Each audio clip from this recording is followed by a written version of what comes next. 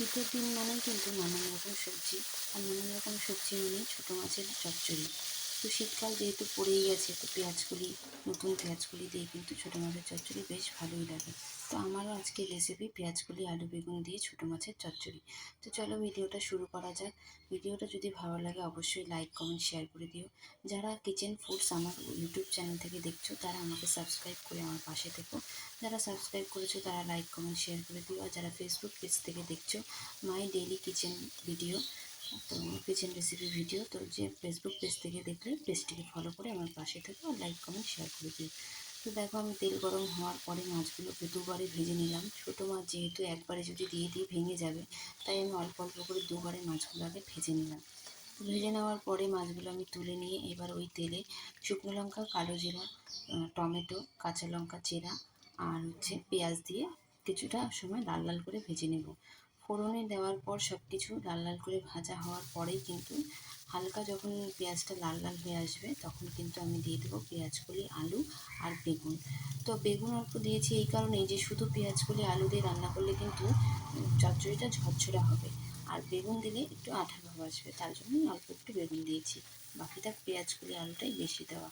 তো দেখো লাল লাল হয়ে যাওয়ার পরে পেঁয়াজগুলো, তারপরে আমি পেঁয়াজকলি আলু বেগুন সমস্ত কিছু দিয়ে টমেটো পেঁয়াজের সাথে একবারে ভালো মতন নেড়ে চেড়ে নিয়ে পরিমাণ মতন নুন আর পরিমাণ মতন হলুদ দিয়ে আবারও কিছুক্ষণ নাড়াচাড়া করে নেব যতক্ষণ না সবজি থেকে জল ছাড়বে। তো সবজিটা আমি নাড়াচাড়া করে কিছুক্ষণের জন্য ঢেকে রাখবো, যাতে সবজিটার থেকে জল ছেড়ে সবজিটা কিছুটা পরিমাণ সিদ্ধ হয়ে যায়। ছোটো মাছের রান্নার মধ্যে কিন্তু তেমন কোনো মশলা লাগে না, আমি তেমন কোনো মশলা খাই না, আমার ভালো লাগে না। তোমরা কে কীভাবে ছোটো মাছ বাড়িতে রান্না করো অবশ্যই আমাকে কমেন্টে জানিও। তো কিছুক্ষণ ঢেকে রাখার পর দেখো সবজিটা অনেকটা জল ছেড়ে সিদ্ধ হয়ে আসছে। তো আমি এই অবস্থাতেই এখন অল্প পরিমাণ জিরে গুঁড়ো জলে গুলিয়ে নিয়ে দিয়ে দেবো। এর মধ্যে আর কিন্তু কোনো মশলা যাবে না, কাঁচা লঙ্কা চেরা আমি আগেই দিয়েছি, আর কোনো কিছু দেবো না। শুধু এই জিরে গুঁড়োটা দিয়ে জলে গুলে দিয়ে এবার আবার ঢাকা চাপা দিয়ে কিছুক্ষণ একটু সিদ্ধ হতে দেবো।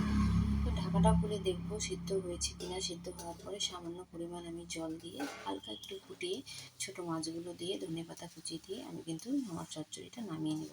তো ব্যাস এই সিম্পল রেসিপি কিন্তু খেতে দেখবেন ভীষণ ভালো লাগে। শীতকালে কিন্তু যা দিয়ে রান্না করবেন সবজি সবই স্বাদ লাগে ভালো মতন রান্না করলে।